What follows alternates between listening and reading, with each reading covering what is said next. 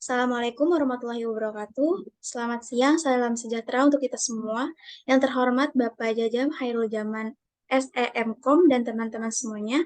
Di sini saya Risa Delia dan kedua teman saya Sofiatul Ulum dan Rangga Pitra Alukadinata.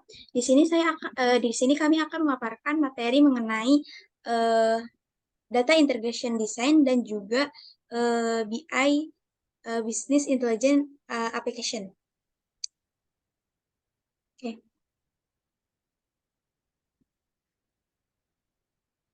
Baiklah, materi pertama yaitu Data Integration Design.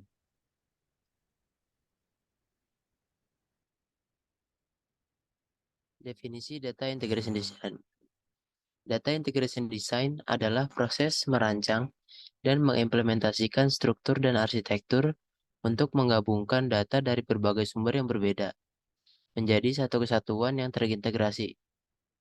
Desain integrasi data bagian penting dari spesifikasi produk untuk setiap aplikasi AI perusahaan. Mengidentifikasi parameter desain untuk format data sumber, frekuensi pembaruan, volume data historis dan inkremental, metode transformasi, dan pemetaan dari model data konseptual ke logis hingga fisik. Mengapa desain integrasi data itu penting? Pertama-tama kita harus tahu apa itu data integration. Data integration adalah proses yang terpusat, yaitu data warehouse. Lokasi akhir tersebut harus cukup fleksibel karena akan menampung banyak jenis data berbeda dan volume yang besar. Lalu, desain integrasi data sangat penting karena memainkan peran kunci dalam memastikan bahwa data yang tersimpan dalam berbagai sumber yang berbeda dapat digabungkan, diakses, dan digunakan secara efektif. Jadi, dengan data integration akan mendukung pengumpulan data dalam jumlah besar untuk diproses dan dianalisis.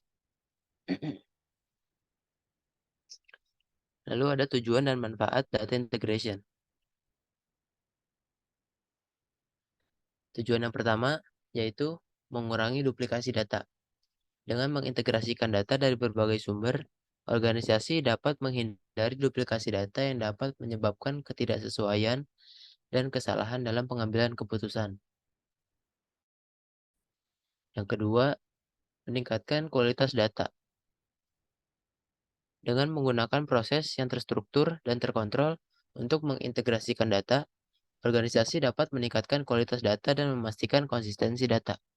Yang ketiga, meningkatkan efisiensi. Dengan mengintegrasikan data, organisasi dapat mengurangi waktu dan biaya yang diperlukan untuk mengumpulkan, membersihkan, dan memproses data. Yang keempat, meningkatkan pengambilan keputusan. Dengan memiliki data yang terintegrasi, organisasi dapat membuat keputusan yang lebih baik berdasarkan data yang akurat dan relevan. Lalu selanjutnya ada manfaat. Manfaat data integration design yang pertama yaitu mengurangi biaya dan waktu yang diperlukan untuk mengumpulkan dan memproses data. Yang kedua, memastikan bahwa data yang digunakan dalam organisasi konsisten dan akurat. Yang ketiga, meningkatkan efisiensi dan produktivitas organisasi dengan memudahkan akses data dan analisis data yang lebih efektif. Yang keempat, meningkatkan pengambilan keputusan yang lebih baik dengan memanfaatkan data yang akurat dan terintegrasi. Yang kelima, menyediakan keamanan data dan memenuhi persyaratan regulasi dan kepatuhan data.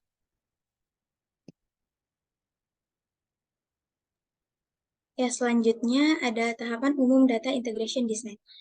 Tahapan umum desain integrasi data melibatkan beberapa langkah. Yang pertama, identifikasi sumber data. Langkah pertama adalah mengidentifikasi sumber data yang relevan untuk proses integrasi. Ini mencakup sistem internal seperti basis data perusahaan, aplikasi, dan file, serta sumber data eksternal seperti penyedia layanan pihak ketiga, data publik atau API. Kemudian langkah ini membantu dalam menentukan jenis dan volume data yang akan diintegrasikan. Kemudian tahap yang kedua yaitu analisis kebutuhan bisnis.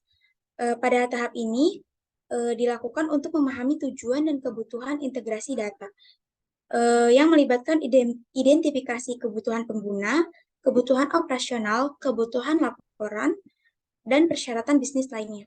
Dalam tahapan ini, penting untuk berkomunikasi dengan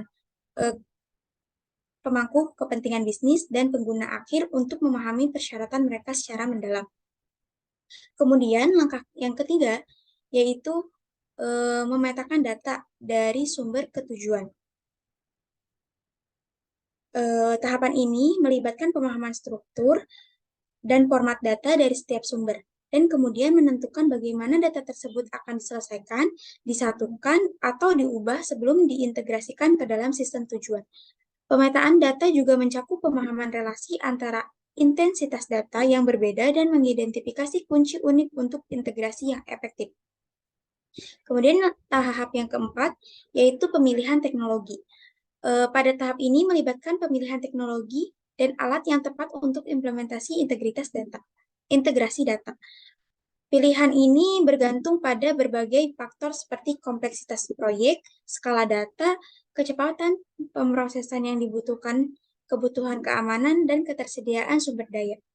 Beberapa teknologi umum yang digunakan dalam integrasi data termasuk ETL tools, kemudian middleware, data virtualization, atau platform integrasi data. Kemudian tahap yang terakhir yaitu pengembangan skema data. Pada tahap ini kita akan menggambarkan struktur dan hubungan antara entitas data dalam sistem tujuan. Skema data ini membantu dalam mengidentifikasi entitas, atribut, dan hubungan yang akan digunakan dalam proses integrasi. Pada tahap ini juga membantu dalam memastikan konsistensi dan integritas data yang diintegrasikan. Next.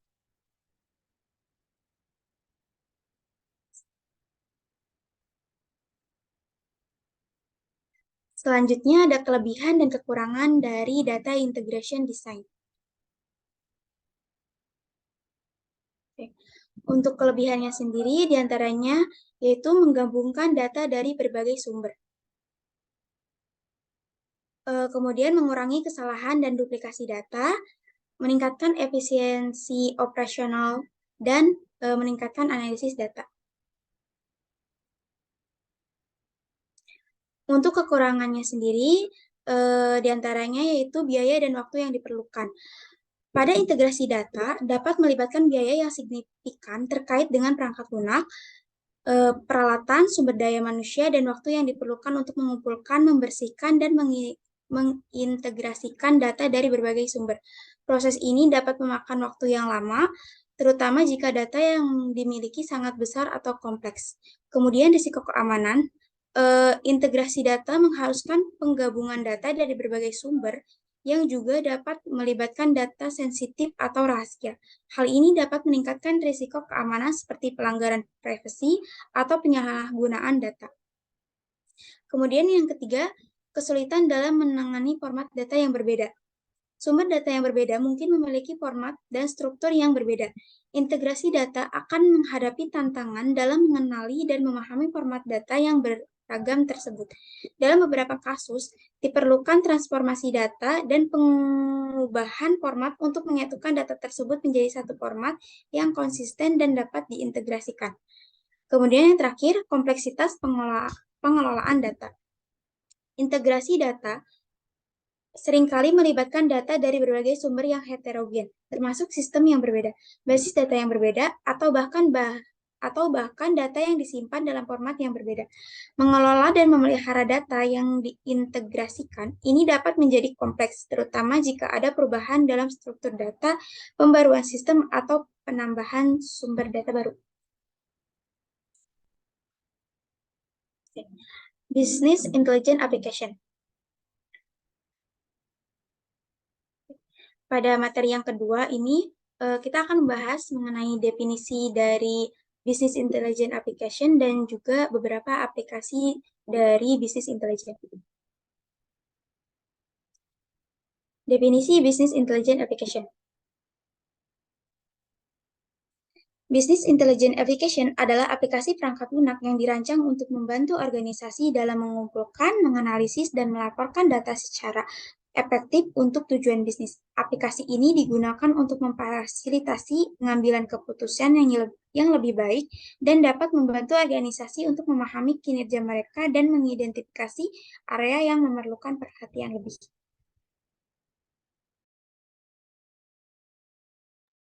Oke, selanjutnya di sini ada application dari Business Intelligence. Nah, di sini ada contoh aplikasi BI yang sering digunakan. Yang pertama ada Microsoft Power BI. Nah, Microsoft Power BI adalah aplikasi BI dari Microsoft yang memberikan platform untuk mengumpulkan, menganalisis, dan melaporkan data bisnis. Nah, Power BI sendiri yaitu memiliki fitur dashboard dan laporan yang dapat disesuaikan, serta kemampuan untuk menggabungkan data dari berbagai sumber. Nah, berikut tampilan utama dari Microsoft Power BI. Nah, berikut ada kelebihan dan kekurangan dari Microsoft Power BI. Nah, kelebihannya yaitu dapat diintegrasikan dengan Microsoft Office dan produk Microsoft lainnya. Yang kedua yaitu mudah digunakan bahkan oleh pengguna yang tidak berpengalaman dalam analisis data. Yang ketiga yaitu kemampuan untuk memvisualisasikan data dalam bentuk grafik, chart, dan dashboard yang menarik. Dan yang terakhir yaitu kemampuan untuk memproses data secara real time. Nah, berikut kekurangan dari Microsoft Power BI. Yang pertama yaitu tidak mendukung banyak sumber data seperti Tableau.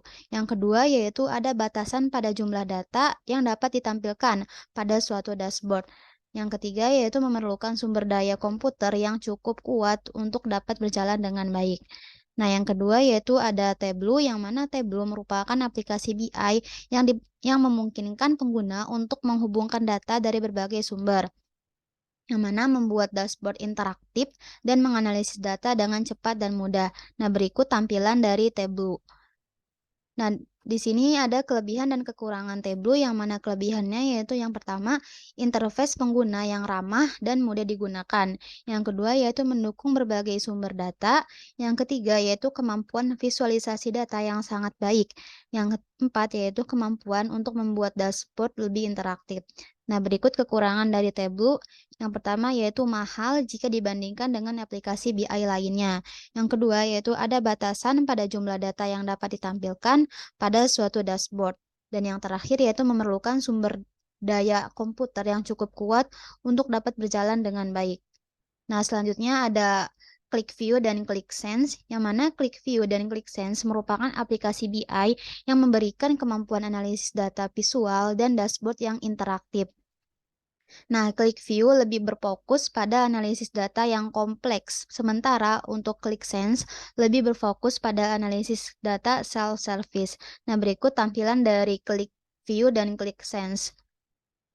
Nah, selanjutnya ada kelebihan dan kekurangan dari ClickView. Nah, kelebihannya itu yang pertama kemampuan untuk mengambil data dari berbagai sumber dengan mudah dan cepat. Yang kedua yaitu kemampuan untuk memproses data secara real time. Yang ketiga yaitu kemampuan untuk membuat dashboard yang interaktif dan mudah diakses. Yang keempat yaitu kemampuan untuk melakukan analisis data yang kompleks dengan mudah dan cepat. Nah, berikut kekurangan dari ClickView. Yang pertama, interface pengguna yang cenderung kurang intuitif dan sulit dipelajari bagi pemula. Dan yang kedua yaitu kemampuan visualisasi data yang terbatas dan kurang menarik. Nah, berikut kelebihan dari ClickSense. Yang pertama yaitu interface pengguna yang lebih intuitif dan mudah digunakan. Nah, kemampuan untuk mengambil data dari berbagai sumber dengan mudah dan cepat. Yang ketiga yaitu kemampuan untuk membuat dashboard yang interaktif dan menarik. Dan yang terakhir yaitu kemampuan untuk melakukan analisis data yang kompleks dengan mudah dan cepat. Nah, berikut kekurangan dari ClickSense yaitu kemampuan analisis data yang cenderung kurang kuat dan kompleks. Dan yang terakhir yaitu tidak memiliki fitur pemodelan data yang kuat seperti ClickView. Selanjutnya ada SAP Business Object, yang mana SAP Business Object adalah aplikasi BI dari SAP yang digunakan untuk mengintegrasikan data dari berbagai sumber, membangun dashboard dan laporan, serta menganalisis data bisnis secara menyeluruh. Nah, berikut tampilan dari SAP Business Object. Nah, selanjutnya ada kelebihan dan kekurangan dari SAP Business Object. Yang pertama ada kelebihannya yaitu kemampuan untuk mengakses data dari berbagai sumber, termasuk data warehouse. Yang kedua yaitu kemampuan untuk memvisualisasikan data dalam bentuk grafik, chart, dan dashboard yang menarik. Yang ketiga yaitu kemampuan untuk mengelola hak akses pengguna. Dan yang keempat yaitu kemampuan untuk melakukan analisis data yang kompleks. Nah, berikut ada kekurangan dari SAP Business Object. Yang pertama yaitu memerlukan sumber daya IT yang kuat dan terampil untuk mengelola dan memelihara sistem. Yang kedua yaitu mahal jika dibandingkan dengan aplikasi BI lainnya. Dan yang terakhir yaitu tidak seintuitif Tableau atau Power BI. Nah, selanjutnya ada IBM Cognos Analytics, yang mana IBM Cognos Analytics merupakan aplikasi BI yang menyediakan fitur analisis data visual dan pelaporan, serta memungkinkan pengguna untuk menggabungkan data dari berbagai sumber. Nah, berikut tampilan dari IBM Cognos Analytics. Nah, selanjutnya ada kelebihan dan kekurangan dari IBM Cognos Analytics. Yang pertama itu kelebihannya, kemampuan untuk mengakses dan mengintegrasikan data dari berbagai sumber dengan mudah. Yang kedua yaitu kemampuan untuk membuat laporan dan dashboard yang fleksibel dan mudah diakses. Yang ketiga yaitu kemampuan untuk melakukan analisis data yang kompleks dengan mudah dan cepat. Dan yang terakhir yaitu kemampuan untuk melakukan prediksi dan simulasi dengan menggunakan machine learning dan AI. Nah, berikut kekurangan dari IBM Cognos Analytics yaitu harga yang cenderung lebih mahal dibandingkan dengan aplikasi BI lainnya. Yang kedua yaitu interface pengguna yang terkadang kompleks dan sulit digunakan bagi pemula. Yang ketiga yaitu membutuhkan sumber daya IT yang kuat untuk mengelola dan memelihara aplikasi ini. Dan yang terakhir yaitu proses instalasi dan konfigurasi yang memakan waktu dan kompleks. Nah, yang terakhir yaitu ada Oracle Business Intelligence, yang mana Oracle Business Intelligence adalah aplikasi BI yang membantu organisasi untuk mengumpulkan, menganalisis, dan melaporkan data bisnis. Nah, Oracle BI ini menyediakan fitur pelaporan dan dashboard yang interaktif, serta kemampuan untuk mengintegrasikan data dari berbagai sumber. Nah, berikut adalah tampilan dari Oracle Business Intelligence. Nah, selanjutnya ada kelebihan dan kekurangan dari Oracle Business Intelligence, yang mana kelebihannya itu kemampuan untuk mengintegrasikan data dari berbagai sumber dan platform. Yang kedua yaitu kemampuan untuk melakukan analisis data yang mendalam dengan menggunakan fitur Advanced Analytics. Yang ketiga yaitu interface pengguna yang intuitif dan mudah digunakan sehingga memudahkan bagi pengguna pemula. Dan yang terakhir yaitu kemampuan untuk membuat dashboard dan laporan secara cepat dan mudah. Nah, selanjutnya ada kekurangan dari Oracle Business Intelligence. Yang pertama ada harga yang cenderung lebih mahal dibandingkan dengan aplikasi BI lainnya. Yang kedua yaitu membutuhkan sumber daya IT yang kuat untuk mengelola dan memelihara aplikasi ini. Dan yang terakhir yaitu memiliki kompleksitas dan kebutuhan keterampilan teknis yang tinggi sehingga tidak cocok untuk organisasi yang tidak memiliki sumber daya IT yang memadai.